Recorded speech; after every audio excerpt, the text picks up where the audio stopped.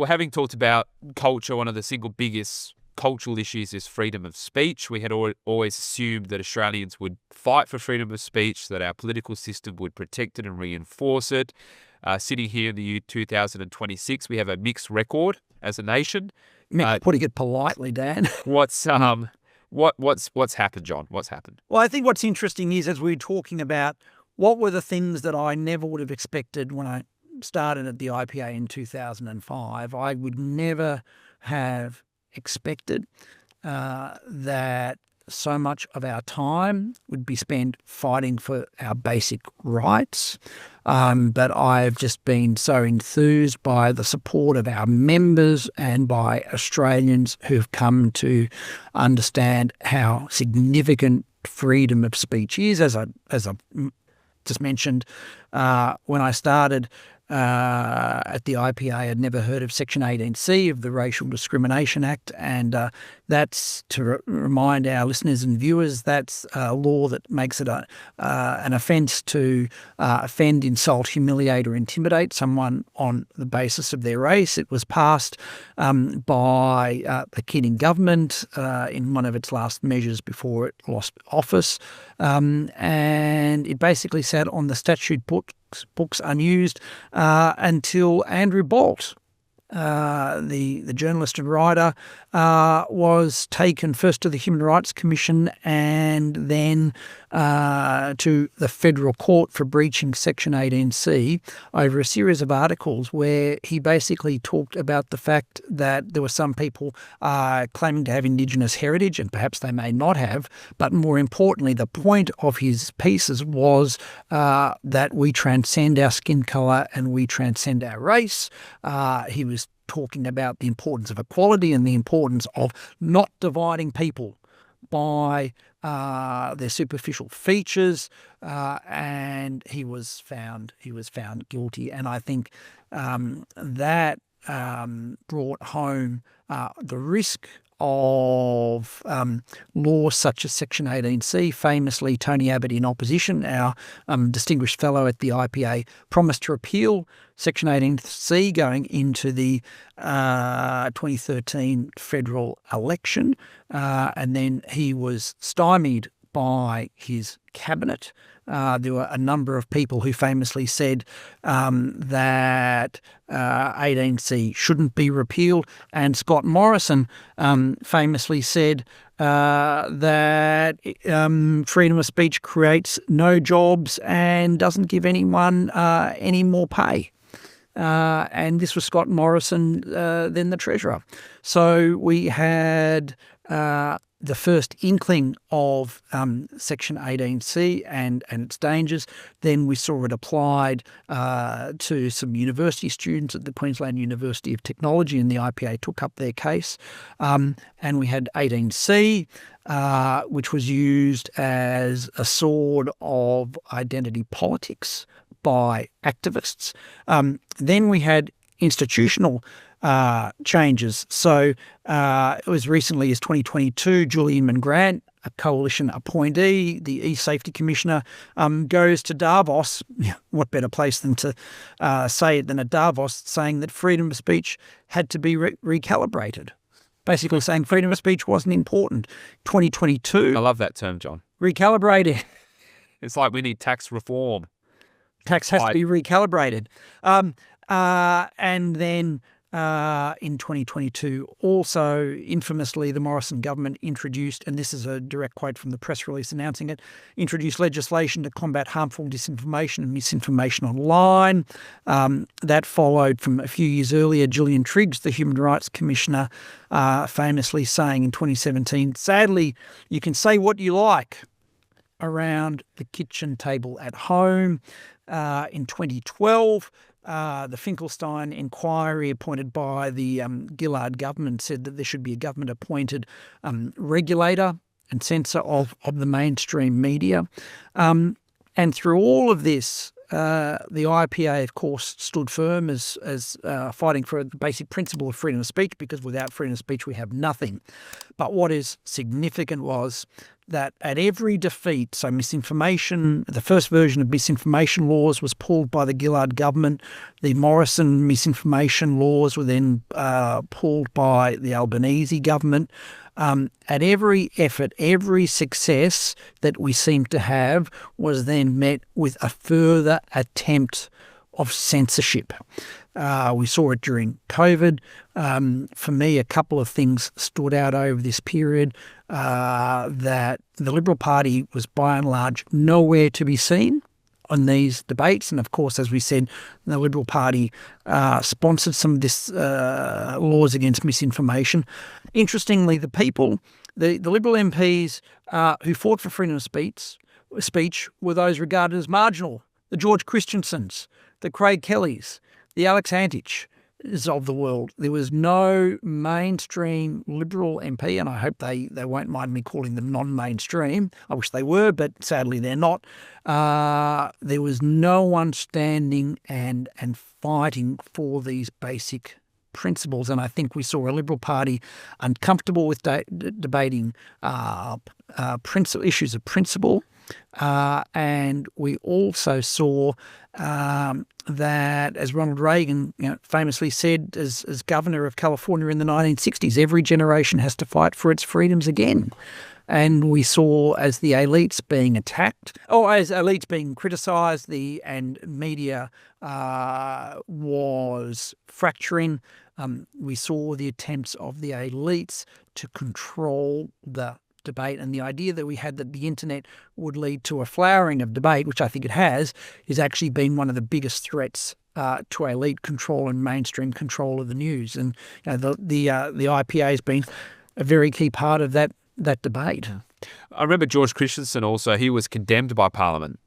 There was a motion condemning him. Yeah, well,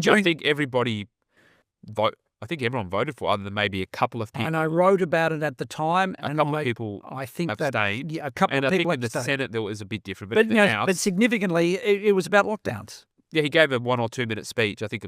Saying we need to question lockdowns. Yeah. It was an exercise of his freedom of speech. He was proved absolutely right because, of course, Brett Sutton, the chief health officer in Victoria during Dan Andrews' lockdowns, famously went on radio and said most of them were completely unnecessary. Yeah, so Morrison was happy to condemn George Christensen, but not Daniel Andrews.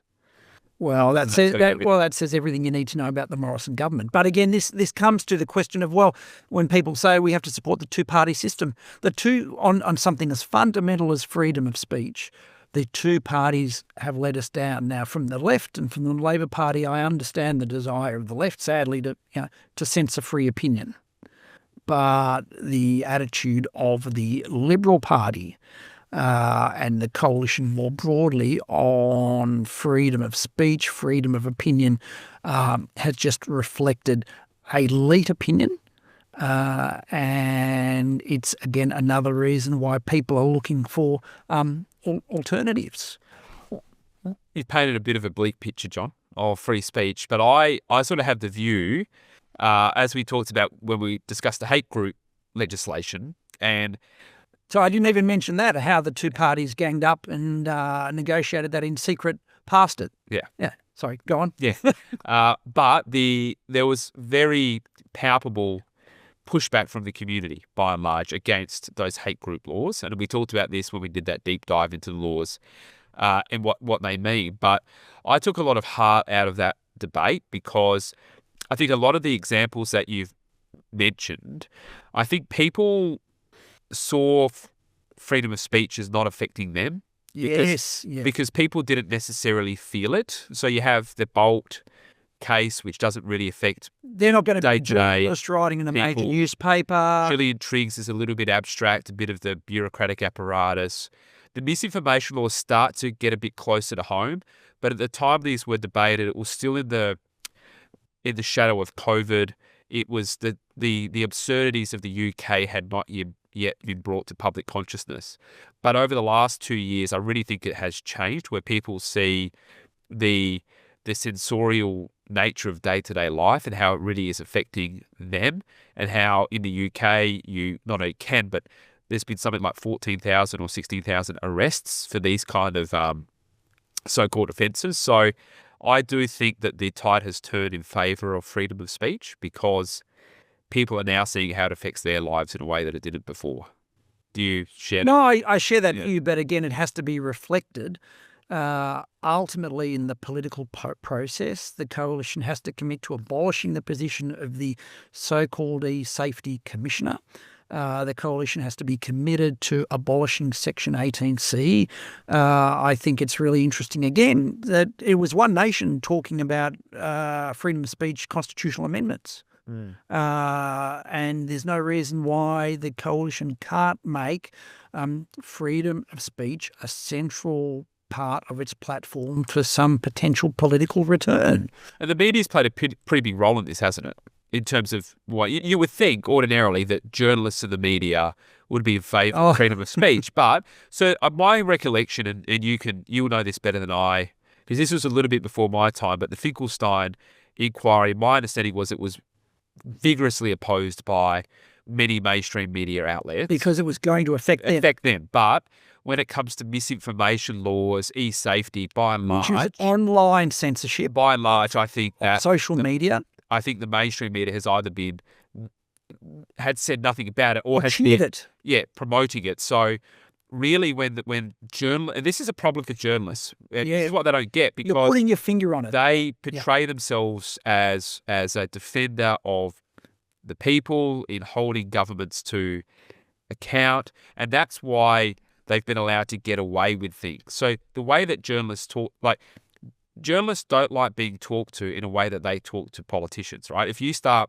having a go at a journalist, they don't like it. So they treat themselves as special. And they were special because at their best, they do a very important public service. But what their selective defence of freedom of speech has shown is it's all about self-interest. It's all about corporate media power. And if they could use anti-free speech laws to bury their online competitors, they will do it in a heartbeat. And this is why the public doesn't trust mainstream journalists anymore. The legacy media were the biggest cheerleaders for the under-16 social media ban.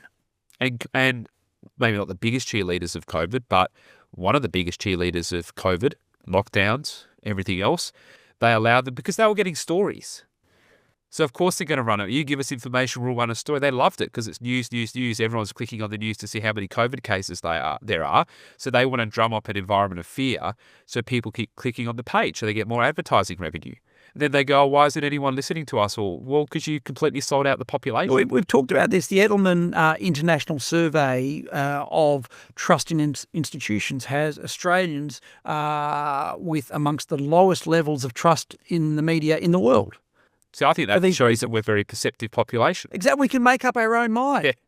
Let me read 2 articles and come to a conclusion. Yeah. But that's not the view of, the legacy media, and it hasn't been the view of our political parties. Meanwhile, I think talking about COVID, Alex Antich did some outstanding work on the censorship of dissenting views during lockdowns, about the efficacy of many of the measures to fight COVID. This was censorship imposed under a coalition government. He did a number of freedom of information requests and uncovered hundreds of instances. That's right. Of censorship. Yeah. It's been buried. Yeah. Yeah. It's been forgotten because the legacy media isn't going to talk about how they were complicit in the greatest abuse of human rights in our history. Yeah. In peacetime. Yeah. Hi, thanks for watching. Did you know that 3/4 of you watching this podcast aren't currently subscribed to the IPA's YouTube channel? So do us a favour, hit subscribe and you won't miss any of the action. While you're at it, head to ipa.org.au, follow the prompts to subscribe to the IPA's website, so that way you will find all of our research and analysis. Now back to the chat. Well, the other, I think when you talk about... So we've done censorship of COVID, let's talk about censorship of something else. Well, I'd say probably other than COVID, the area of probably no greater censorship has been on climate change, on this debating the so-called science of climate change, the idea that if you question the elite view, that you are causing irreparable damage to our planet and to human life, and that's dangerous, and you're not allowed to discuss it, is basically the line. I think I gave you this great accolade about the IPA from Marion Wilkinson. You have to read it out, I think. Well, Mary, I wrote it out for you. Yeah, I'm going to use it. thanks for Thanks for reminding me. It's one of my proudest moments at the IPA. I was gonna, yeah, okay. You don't like Journalist? No, I do like it. I was going to tell an anecdote, but then No, you go your anecdote and then do this. Oh, okay. Well, I can't name the person. Okay, go on. Okay, I can't name the person because I don't know whether they'll like it or not. Okay. But there was a very, We very... can if you name them. If you name them, No, we can ask them and then take it out. We don't edit take it this, out. though. We don't edit this. Yeah, The curated. we can't censor ourselves after talking about that. So there was a very prominent broadcaster, one of the biggest in Australia. Yeah. And we had, having a chat with him one day, and he was telling me a story of how he was interviewing the person who was Prime Minister at the time. And he had written out on his page questions he was going to ask the Prime Minister and the answers that he would like the Prime Minister to provide to the questions he had written. And when the Prime Minister of the time said, "I'm not going to do that," he went absolutely berserk. So it's not quite at that level. Go ahead. Yeah. Oh, Yeah. but he went berserk. But he went, well, yeah. I'm not going to go berserk. Okay, berserk. I am just going to say I reckon this line was really cool. Don't put words into my mouth. Journalist and author Marion Wilkinson, in her book on the history of climate change policy, said of the Institute of Public Affairs, quote, "one of the first serious think tanks in Australia to attack mainstream climate science," end quote. Okay, and then read what I wrote after that. No, the IPA has never attacked mainstream climate science. Science is a process of questioning. The IPA has questioned the science and the economics of climate change. Boom, boom. Do you have anything else? Anything you'd like? No. What else? Well, no, but we can laugh about the serious process of science. Yes. But for me, that summarises, again, the anti-scientific approach of those who push a particular agenda. It was in 2009 that I'd heard of Ian Clymer because he questioned Noah's Ark. The Climinator. And I had always, had the idea that Noah's Ark did exist. I like to think it did exist in some form, or is maybe a really sophisticated biblical metaphor. But in 2009, our very good friend at Concord Publishing, Anthony Capello, said, "Have you heard of Ian Clymer?" And I said, "Yeah." And Ian Clymer then was an ABC darling, of course, because he attacked Noah's Ark. And as you do, that's an easy way to become an ABC darling. And he said, Ian Clymer's written this book, Heaven and Earth. Would you like the IPA? Would the IPA like to launch it or be involved in some way? And as I said, I hadn't met Ian, I'd heard of him, but I took Anthony's word for it. We had a very successful launch of Heaven and Earth. Heaven and Earth has now gone on to sell tens of thousands of copies. I don't know whether it sold 100,000, I think it has. 200,000 copies. That opened the way to our work with the great Bob Carter and his work on the science of climate change. The IPA, I think, did its first piece on what was then global warming, I think, in the 1970s. But the point of this is that it's the role of organisations like the IPA to stand up for some key principles. We talked about the principle of freedom of speech. Science is as Ian Clymer and Bob Carter always talked about, science is a process of discovery, of argument, of the sifting of evidence. And when climate change became an ideology, when it impacted on not just every aspect of the economy, but it permeated children's classrooms and affected their psychological health, it became incumbent upon the IPA to analyse what was going on, to talk about the economic consequences and to talk about the science of climate change, to keep a debate going. And again, we're talking about the censorship of the elites, and again, The Conversation, which is an online journal of academic writing supported by the Australian universities, famously in 2019, said that, and this is an academic online journal, said that henceforth the conversation would take a zero-tolerance approach to climate change deniers and skeptics. Their comments would be blocked, their accounts locked, and no correspondence would be entered into. If you want to, again, if we're talking about things that sum up my reflections about 20 years at the IPA and 20 years of public policy, this idea that a university journal would shut down debate in such a way, I think, demonstrates everything that is wrong about Australia's intellectual climate. And then the following year, there was an article, ironically enough, in The Conversation, headed, and this was the point of the article, "Media impartiality on climate change is ethically misguided and downright dangerous." It is impartiality in the sense of allowing both sides. You don't allow both sides. Yes. Well, this goes back to what we're talking about, the whole institutional approach of the left in power. Don't give your opponents any airtime. But then what the concept is, it is tempting, I think, to, as I sometimes move into, which is to do the same to them. But what happens to these kind of people is they lose credibility over time. Yeah. It takes a while, but people start to realise what they're doing. And it takes Donald Trump to bomb Iran for people to realise that this is unsustainable. Well, we need energy. We need energy. Yeah, okay, all right, I got you now. I was just trying. We want petrol for cars. Yeah, oh, yeah.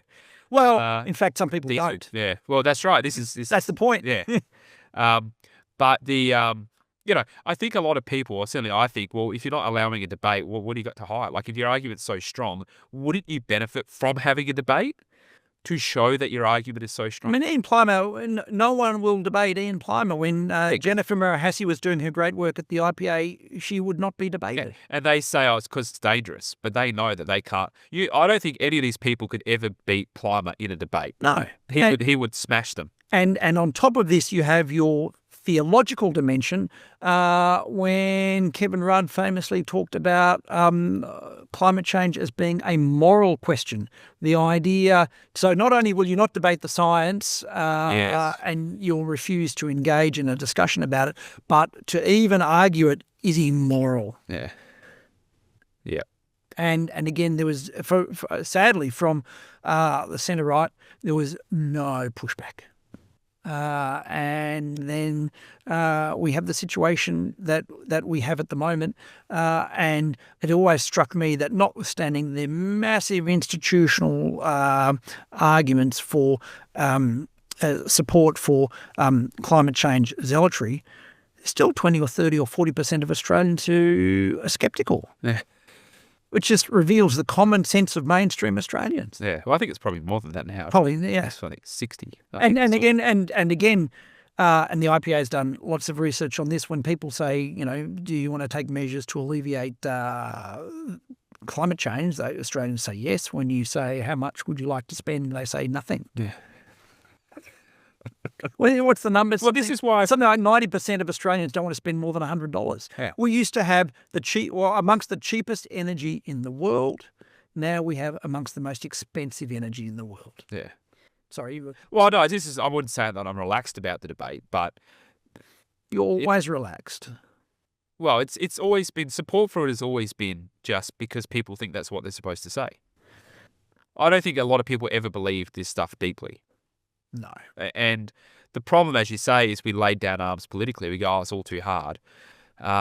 This has been the classic problem. Like, Australia is basically a centre-right country, and we just lose every debate, except for when we actually have a referendum and we smash it in, because we don't actually take up arms politically. But a lot of the reason why I'm not, I guess, super pessimistic is because still so many of these debates are easily winnable in the political arena, in my assessment. No, I think that's correct. And the idea that we've lost our culture, that we've lost our country, I don't think applies because we haven't tried to fight for it. No.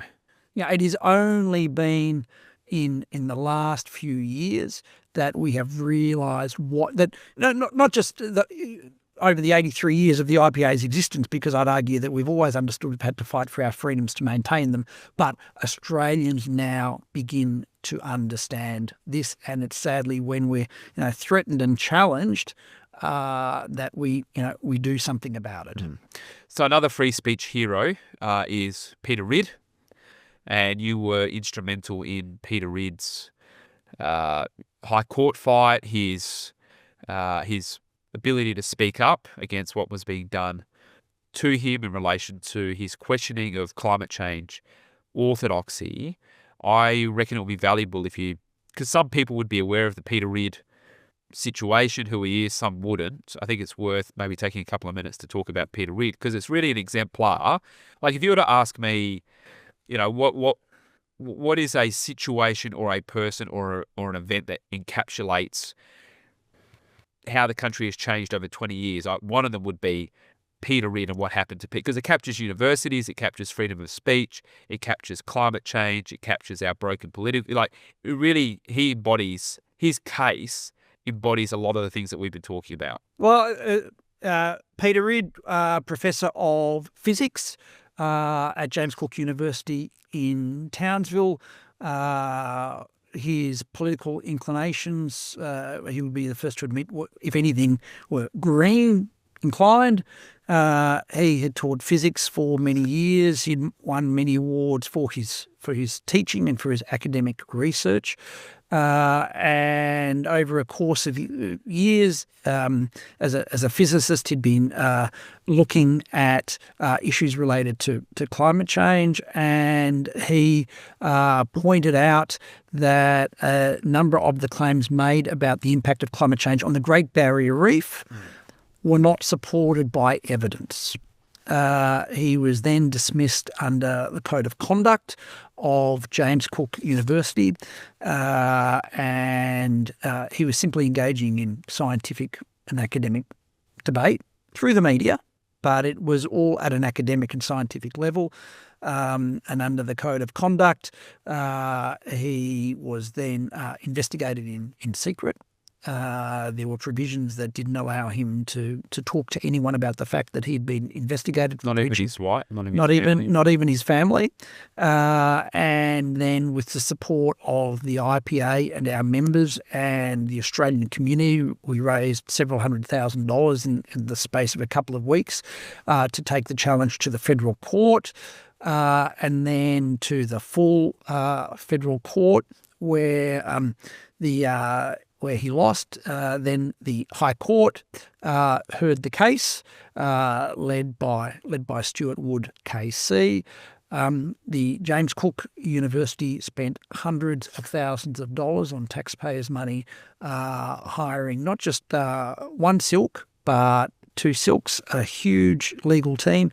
And James Cook University was just committed to shutting down scientific debate.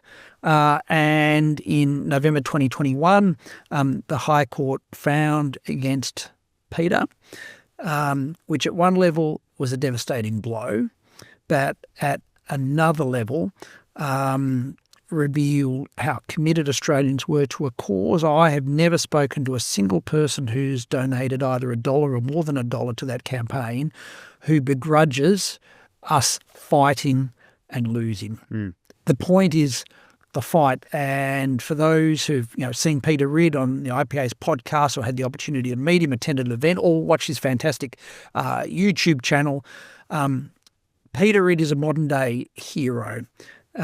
He's softly spoken. He's engaged in debate. He did not want to be poster boy for scientific integrity or debate, but he was thrust into that role. It chose him. He didn't choose it. And for me, it revealed that you never know where you find our heroes. And Peter is still engaged in active debate. As I said, he's got a fantastic YouTube channel. He's writes for the IPA. And by and large, his position has been vindicated in relation to the Great Barrier Reef. It is in very good health. But again, to talk about all the themes we've discussed already, George Christensen, Bob Catter, supported Peter Ridd. I could be wrong, but I don't think there was any other coalition MP who came out in support. There was no support for education integrity or debate. The process rolled on. But in the end, Peter lost in the High Court, but he won. He won because he fought. And one other person I'll get you to talk about, Zoe Buhler.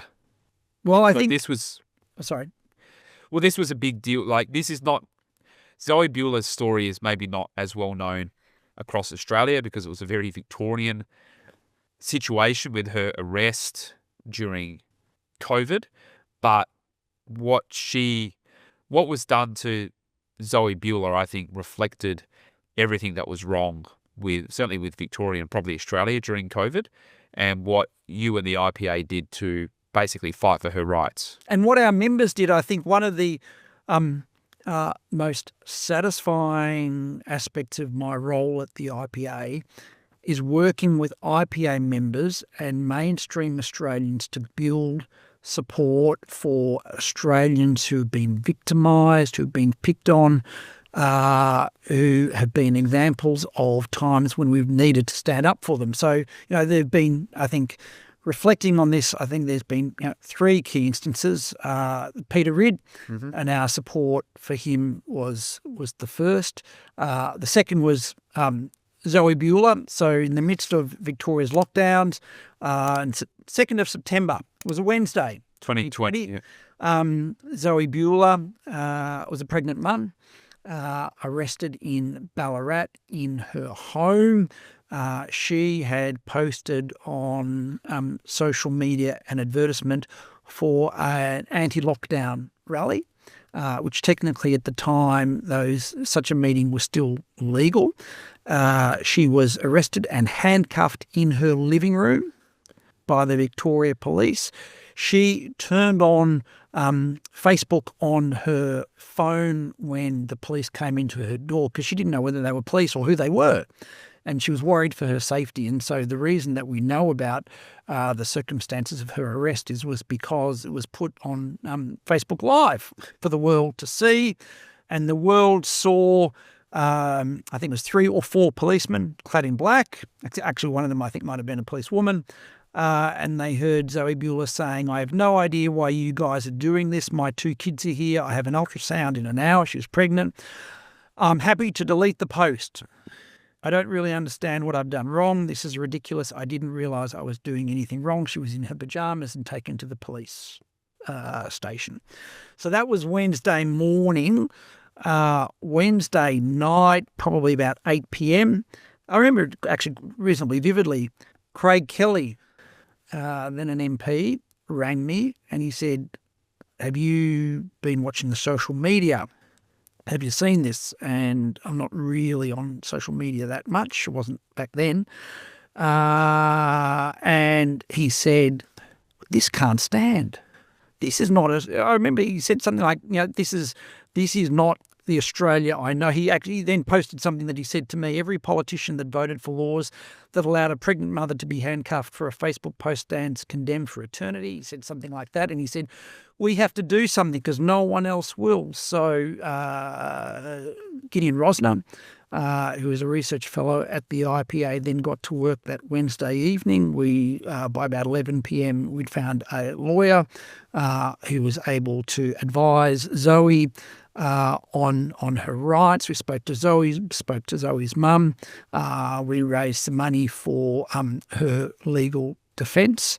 Because it was a travesty of justice at every level. If Zoe Buhler, a mum in Ballarat, can be arrested in her pyjamas in front of her kids for a Facebook post advertising something that was legal, then anyone could be arrested. This was totalitarian in any shape or form.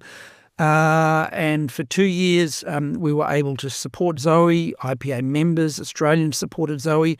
August 22, I drove up to Ballarat and we were at the Ballarat Magistrates Court with the barristers representing Zoe that we'd organised, and literally at 5 minutes before the hearing was about to begin, The Victoria Police withdrew the charge.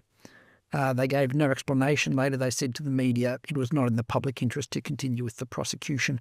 We would have argued that the law that was being used to prosecute Zoe had no validity. It was a claim about incitement to break a health order, and in any case, what she was doing was completely legal. But for me, it was one of the proudest moments at the IPA, standing up for a mainstream Australian who'd done nothing wrong. And as I said, the reason we had so much support from Australians from all parts of the country, Victorian or not, was because, exactly as you said, Dan, if it can happen to one, it can happen to any. So it was highly significant. The IPA subsequently, of course, has done a lot of work on COVID-era laws, and we have to make sure that nothing like this can ever happen again, ever. And the IPA put out a post. Gideon Rosner did a video saying, end the lockdowns. The lockdowns went for, a couple of 100 weeks, something like that in Melbourne. Days. Days. I don't think it was a couple hundred weeks. No, Couple of days. It felt like a couple of hundred. Yeah, it felt like a couple of years. It's the world's longest lockdown. Yes. And I think it was 260, 270 days. Something like that. Yeah, days. So however many weeks that is. Yeah. We said the lockdown should end after 2 weeks. But, and now, of course, no one wants to talk about what they allowed to have happen. Because Australians and Victorians were complicit in it. And this, at one level, it shook my faith in the idea of Australians as a freedom-loving people, but at another level, it showed you the impact that fear can have. Politicians and fear is an evil, evil brew. Well, John, that'll be the note that we leave it on. So just to round out the last episode of the mainstream. So thank you for all the work you've done at the IPA, and most importantly, culminating in this mainstream podcast. I do want to mention a couple of your most significant or other significant contributions, one of which is your facilitation of the great book by Tony Abbott, former PM and Distinguished Fellow, his best-selling book, History of Australia, which was funded by the IPA and was a brainchild of yours and Tony's. And of course, you've had a fortnightly column in the Australian Financial Review. And I was just doing the numbers before, adding all of this up. So you've done something like 598 columns over 23 years. Now, that's about 448,000 words, which is the equivalent to 6 full-length books. So you'll be able to compile all of those and sell those in the years to come. To viewers and listeners of the mainstream. So you've built up the organisation, you've done all of the things that mentioned there and many, many more. So thank you for everything you've done, and everybody wishes you all the best for your next chapter at Campion College. Thank you, Dan, and thank you for our time together in the mainstream and with people such as you and Scott Hargraves as Executive Director. The IPA is in good hands. The IPA will keep on fighting for the mainstream and for freedom for another at least 83 years.